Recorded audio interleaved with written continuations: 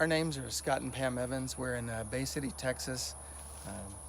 We've been raising Texas Longhorn cattle for 23 years, and my wife and I, Pam, we were married 30 years ago, and shortly after we were married, we wanted to raise cattle, and both of us wanted to raise cattle, but we wanted something different and distinct, something that was nice to look at, and something that would keep our interest instead of just having commercial cattle. So we thought about Longhorn cattle because we're in Texas and they have the color. Pam loves the Longhorn cattle, and she wanted to have Longhorn cattle to be able to see the babies every spring, the different colors, kind of like Easter eggs to us.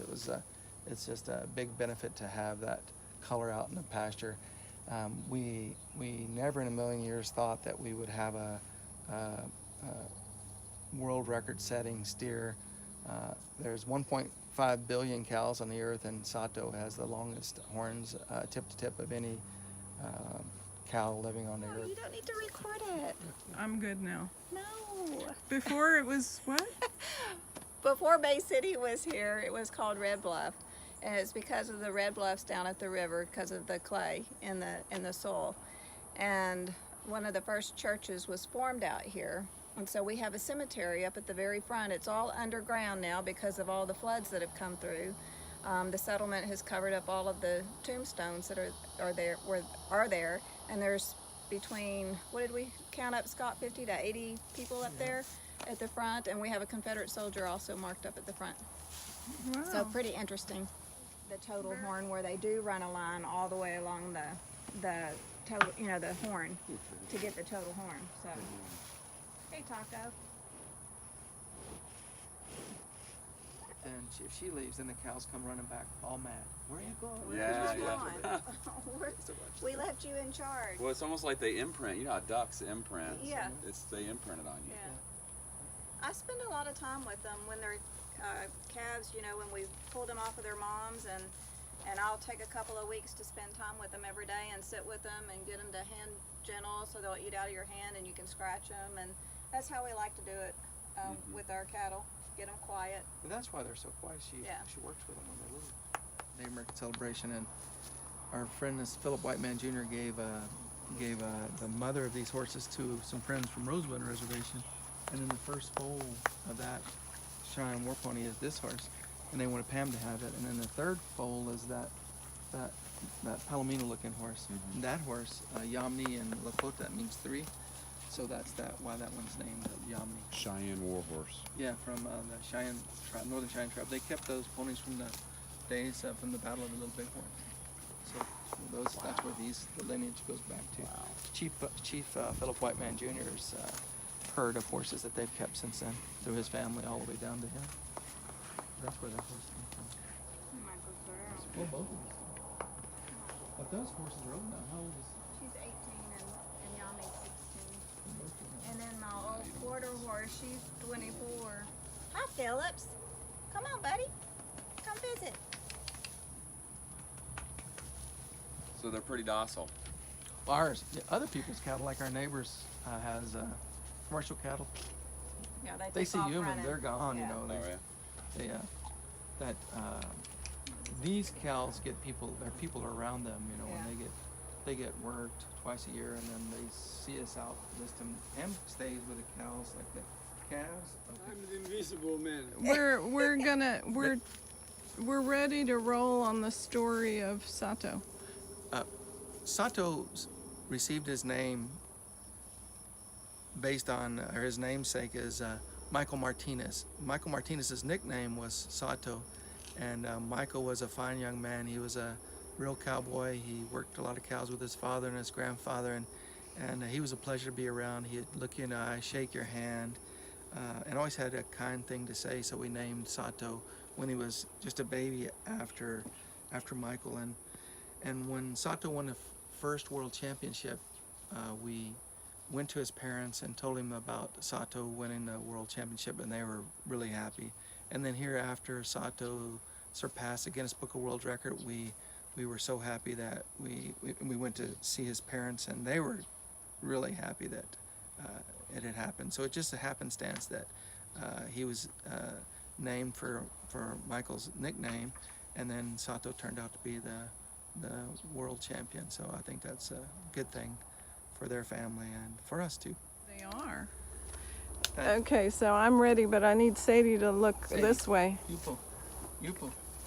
There you go. Here we go. She said, All right. They can speak Lakota. These horses can. Sadie, where you going, bro? Come She's back. walking Now you away. gotta make her All move. right. Oh, She- it's because that he's is got it. Oh, all Yeah, right. she's on the out. Okay. She's on the out. Yeah, See, in other words, it's they always two take together. turns. It's two together, and then somebody's on the outs always. Did y'all And kick your sister out? I'm ready. in the culmination of getting SATO measured for the Guinness Book of World Record submittal, it took quite a few years to have a setup here at our ranch to be able to do it. Joe Solachik in Kansas, in Greenleaf, Kansas, has developed a chute that will measure extremely long longhorn cattle horns. And so we traveled with our friends Mac and Amy McLeod to Kansas, to Greenleaf, Kansas, to measure north of Manhattan to see the chute and see how it worked. And when we were there, we saw Joe handle cattle, and immediately Mac and Pam and we knew right away that's the kind of chute we wanted. And so previously we would only take SATO to the World Championships. We would haul him to the contest to have him measured, and that would be once a year event. But now we'll have the ability to measure here at the ranch.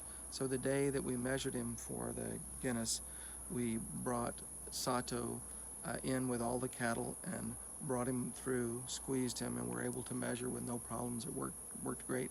But for that day, we had a four-person video and camera crew. We had a veterinarian. We had witnesses, and we had the cowboy crew. So it was pretty exciting, and it was a fun day. Everyone came, and it worked out. And SATO had surpassed the Guinness Book of World Records mark by quite a bit. So it was an exciting day, and it all worked out for us. I'm ready to roll. Thank you so much. What did it take to measure those horns? To measure the SATO's horns, we had to get a special chute from Kansas. It's Joe Solachik makes these special chutes for extreme longhorn cattle up in Kansas. He's 18 miles from the Nebraska border. So earlier this year we traveled to Kansas, north of Manhattan, Kansas, to look at the chute. We took one of our cowboy buddies from here with us, Mac McLeod, who's helped us for 20 years with our cattle. And Mac looked at the chute, and we looked at the chute, and we said, we have to have that chute. So we had Joe, who also had the former Guinness Book of World Record steer, come to Bay City, Texas, bring a chute, set it up, and help us measure the SATO for the Guinness Book of World Record. The day we measured SATO, it took a film crew of 4.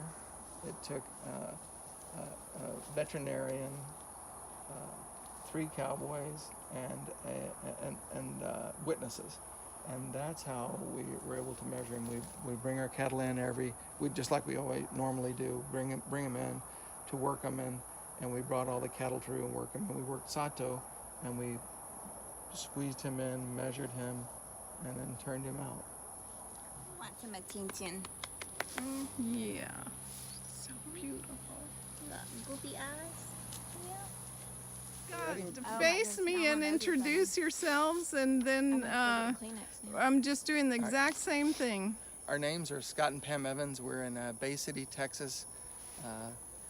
We started raising longhorn cattle 23 years ago, and we'd been married 30 years. And shortly after we were married, we both decided that we talked about having cattle, and we both wanted longhorn cows. Pam wanted something to look at, the colors and the variation in the horns. And Easter, Pam says it's like every spring is like Easter every day, because you get different colorations of calves born, and it's a lot of fun. So she calls them pasture art, and Pam's always been involved in it. We never thought we would have a world champion steer with the longest horns on the face of the earth out of 1.5 billion cows. We never thought that would ever it would ever end up that way.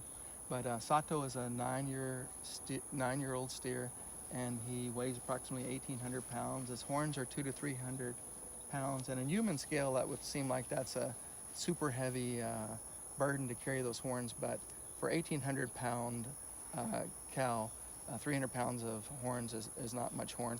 And he's had those horns his entire life, so he's used to carrying those, and they haven't always been that big, so he's always carried those horns. The reason he has extreme horns